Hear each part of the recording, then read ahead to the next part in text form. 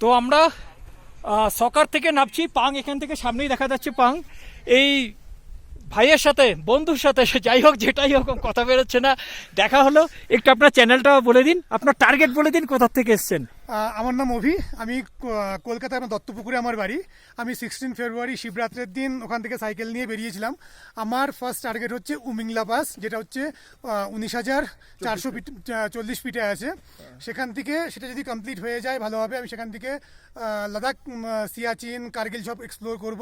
তারপর আমি যাব কাশ্মীরে, আর কাশ্মীর অবধি যদি মহাদেব সঙ্গে থাকে, সব যদি ঠিক থাকে, আমি কাশ্মীর টু কন্যাকুমারী করব আমার এই সাইকেলের সঙ্গেই, আর এই ট্রিপেই করব।